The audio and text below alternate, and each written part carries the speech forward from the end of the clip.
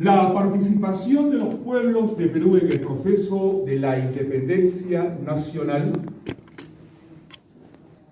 comprende un esfuerzo de los peruanos que a través de estos últimos 200 años, sin embargo, es un proceso no concluido. Y citaremos a Túpac Amaru, su nombre, José Gabriel Condorcanqui Noguera. Nació en la provincia de Cañas, Cusco, a orillas del río Apurímac. Realizó reclamos y solicitudes oficiales a las autoridades coloniales de Tinta, Cusco, Lima, para que los indígenas sean liberados del trabajo obligatorio en las minas y exonerados del cumplimiento de la vita. Obtuvo siempre negativas o indiferencia y desarrolló una ideología libertaria basada en la defensa de indígenas, esclavos, criollos y mestizos, orientada a la independencia de su territorio y comercio de las decisiones de la Corona de España. Un 4 de noviembre de 1780 dio el primer grito de libertad y difundió una proclama independentista. Pero luego fue sometido a una espantosa muerte, desmembrado y sus partes enviadas a diferentes pueblos de la región para ser exhibidos en las plazas públicas, alertando a sus habitantes sobre las consecuencias de rebelarse. Ignominia de esos tiempos. Pero llegaron otros hombres. Francisco Antonio de Cela y Arízaga, quien nació en Lima, un 24 de julio de 1788. Él fue un político peruano que encabezó la revolución de Tacna de 1811, siendo reconocido como uno de los próceres de la independencia de Perú. Cela es conocido por dar el primer grito libertario de Perú en la ciudad de Tacna, el 20 de junio de 1811. Fue líder de la primera insurrección armada por la independencia de Perú, la rebelión de Tacna, que se hizo en estrecho contacto con la Revolución Argentina iniciada en Buenos Aires, bajo el mando del general Antonio González Balcarce y del abogado Juan José Castelli. Cela se impuso él mismo el título de comandante militar de las Fuerzas Unidas de América. Fue apoyado por un numeroso grupo de criollos, mestizos e indígenas, entre ellos el cacique de Tacna, don Toribio Ara, junto a su hijo José Rosa Ara, y el cacique de Tarata y Putina, Ramón Copaja. Otros hombres animaron este hecho. Juan José Crespo y Castillo. Él nació en Huánuco en 1747. Fue uno de los líderes de la Revolución de Huánuco de 1812, organizada por criollos prominentes de esa ciudad y por un grupo de alcaldes indígenas de los poblados vecinos, que movilizaron masas de indios contra las fuerzas virreinales o realistas. Vencido, fue ajusticiado un 14 de septiembre de 1812. Y siguen hombres y sus nombres, entre ellos los hermanos Angulo Torres. Nacieron en Cusco, gestores de la revolución del 3 de agosto de 1814, próceres de la independencia de Perú. Eran originalmente de Apurímac, apurimeños, territorio que entonces pertenecía a Cusco, por lo que hoy también se les considera apurimeño y cusqueños. Fueron hijos de un matrimonio de Francisco Angulo con Melchora Torres. Ellos fueron José, Vicente y Mariano, hermanos, y un cuarto, Juan. Era un religioso y actuaba como consejero de sus 3 hermanos. Tras realizar expediciones y campañas militares en Puno, Huamanga y Arequipa, fueron derrotados, capturados y sometidos a juicio sumario y condenados a muerte en 1815. Llegaron otros hombres. Mateo García Pumacahua Chihuantito nació en Chinchero, Cusco, un 21 de septiembre de 1740. Fue un militar y funcionario indígena del Virreinato de Perú, cuya participación contra la rebelión de Túpac Amaru fue decisiva para derrotarlo. Años más tarde, sin embargo, se plegó a la causa libertadora de los hermanos Angulo, siendo el más destacado líder de la Revolución de Cusco en 1814, razón por la cual es considerado prócer de la independencia de Perú. Y llegaron otros hombres. Mariano Lorenzo Melgar Valdivieso, Mariano Melgar, quien nació en Arequipa, un 10 de agosto de 1790. Más conocido porque dio mayor popularidad a los yarabíes, cantos sentimentales de origen popular. En estos temas predominaba la poesía de Silvia, apelativo de María Santos Corrales, que por su pasión colmada de dolor y despecho en sus versos fue muy reconocido y recitado hasta ahora. Según muchos críticos, fue el precursor del romanticismo literario en América. Participó en la guerra por la independencia de Perú del dominio de España, uniéndose al ejército de Mateo Pumacahua, que lo acogió en calidad de auditor de guerra. Prisionero en la batalla de Humachil, fusilado al día siguiente en el mismo lugar cuando apenas tenía 24 años de edad. Y llegaron otros hombres. Mariscal Toribio Luzuriaga y Mejía, nacido en Huaraz, en Ancash. En 1782, él, a los 15 años, fue secretario del Marqués de Avilés, quien fue gobernador del Callao, y lo acompañó a Argentina, pues lo nombraron virrey del Río de la Plata. Allí, cuando empezaban los años 1800, inició su carrera militar y luchó contra la invasión inglesa. Tiempo después, participó en la campaña del Alto Perú, donde luchó en la batalla de Suipacha, que fue el primer triunfo del ejército de las Provincias Unidas de Sudamérica por la independencia de España.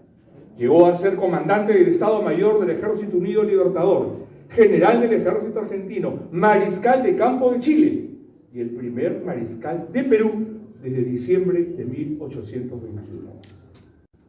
Otros hombres más. José Silverio Olaya Balandra, José Olaya, quien nació en Lima, en Chorrillos, fue un mártir en la lucha por la independencia de Perú. Fue fusilado y antes torturado en un pasaje que hoy lleva su nombre y que se halla en las inmediaciones de la Plaza Mayor de Lima. Hubo extranjeros destacados, hombres continentales, entre ellos el general José de San Martín, argentino, quien pasó a Chile al mando del Ejército Libertador y llegó a Perú con el mismo fin. Él tuvo un destacado colaborador, don José Bernardo de Tagle y Portocarrero, que nació en Lima y que fue nobiliariamente el cuarto marqués de Torre Tagle, un militar y político peruano que ejerció el gobierno de la República de Perú en 4 periodos consecutivos. Y un extranjero más, también libertador continental, a quien no podemos dejar de mencionar, el general Simón Bolívar, venezolano de nacimiento, que organizó un ejército y liberó a la Gran Colombia, Bolivia y Perú. Pero también llegaron las mujeres, con su fortaleza, con su dignidad, y entre ellas las heroínas Toledo, cusqueñas. La historia las muestra con esa denominación en homenaje a doña Cleofé Ramos de Toledo y sus hijas María e Virginia, por el acto heroico realizado en el puente Balsa, cerca de Concepción, en Cusco. Su reconocimiento fue promulgado por la ley 12.536.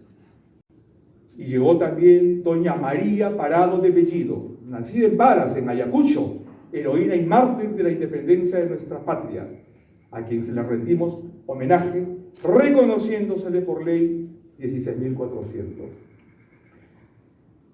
Doña Micaela Bastidas Puyucahua, quien nació en el distrito de Pampamarca, en Cusco, y se le reconoce como precursora, prócer y mártir de la emancipación peruana, al igual que su esposo, José Gabriel Condorcanqui y Túpac Amaru, distinguiéndosele mediante la ley 23.225, promulgada en Cusco por quien fuera presidente de la República, don Fernando Belaúnde Terry, un 4 de noviembre de 1980, justamente al conmemorarse entonces el bicentenario de la rebelión emancipadora de 1780. Retumba en la historia y en nuestros cielos la frase de Micaela Bastidas: por la libertad de mi pueblo no veré florecer a mis hijos. Y llegó doña Juana de Dios Manrique de Luna, nacida en Lima en 1800. Formó una red de espionaje para las fuerzas patriotas en la que se incluyó al pescador, espía y mártir chorrillano José Olaya. Merece la gratitud nacional por los servicios que prestó junto con el héroe José Olaya. Ella, a pesar de su delicada salud, nunca se rindió en los interrogatorios de los españoles ni delató a la red de espionaje y sus colaboradores. En mayo de 1983 se promulgó la ley 23.599, mediante la cual se da a conocer la figura de la distinguida patriota. Sus restos hoy yacen en el Panteón de los Próceres, siendo la única mujer enterrada en este lugar. Pero la crisis de la independencia es real. La independencia nacional, cité, es un proceso no concluido. La independencia concebida como la autonomía del pensamiento, la expresión y la acción que surgen de la plena convicción y conciencia del individuo y del colectivo social al que se pertenece, es un hecho aún imperfecto en nuestro país. La constitución y la construcción de la identidad de la nación son un proceso inconcluso. La evidencia de la crisis histórica de la identidad y de la libertad se demostraron 54 años después de 1821, cuando Pedro Pablo Atusparia, líder indigenista peruano, condujo la rebelión de Huaraz en 1885. Él fue un analfabeto, pero lideró a más de 8.000 hombres en búsqueda de una libertad que aún no había sido del todo conquistada por quienes lo acompañaron y por quienes reclamaban exactamente igual en el mismo lenguaje que utilizó Túpac Amaru. Él también protestó por las ignominias de su pueblo o contra su pueblo. Sus quejas, sin embargo, no fueron escuchadas y el prefecto ordenó su detención y posterior tortura.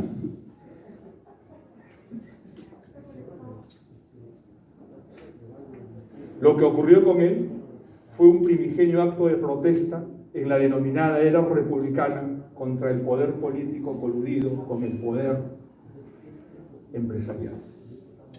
La evidencia de la crisis histórica nacional la podemos seguir viendo, la observamos aún en las calles de Lima. En los días recientes se ve la protesta de miles de peruanos que reclaman la libertad de extorsionar. Ellos reclaman el derecho a ser ciudadanos identificables en un país en el que las condiciones solo favorecieron a élites citadinas. Tras 200 años, aún no comprenden que la libertad es un acto común para todos aquellos que viven, sirven, producen y mueren en el mismo territorio y en el amor a los mismos símbolos. La Plaza de la Democracia frente al Jurado Nacional de Elecciones en la Avenida Colmena fue y aún es el recinto de sudor, esfuerzo, lágrimas y fe de hombres y mujeres en los que palpita el anhelo de una libertad y de una identidad negada por 200 años. Para ellos nace hoy una esperanza a partir de un gobierno presidido por un hombre y una mujer en quienes ven el reflejo de su sangre, de su espíritu. Esto es lo que muchos aún no saben apreciar. Señores presidentes de los clubes departamentales de Perú, ustedes heredan el sacrificio y la gloria de miles de peruanos que lucharon por darnos la libertad política en principio. Señor presidente de la Asociación de Clubes Departamentales de Perú, usted encarna y representa el sublime mensaje de quienes nos dieron la libertad y le corresponde la conducción de nuevos esfuerzos culturales y asociativos para que nuestra libertad se amplíe a través de la difusión de nuestras costumbres, de nuestra historia. Y toca una invocación a la primera vicepresidenta de la República de Perú, que en cualquier momento nos acompañará, a quien le corresponderá la gran responsabilidad de gestar la nueva independencia a 200 años de la proclamada por San Martín. Hoy, en compañía del presidente Pedro Castillo, le asiste la gigante labor de garantizar que nuestra libertad se expanda, se consolide en el ejercicio de nuestra capacidad para generar riqueza e identidad y para construir una gran nación que todos amamos y amaremos. ¡Viva Perú! ¡Viva!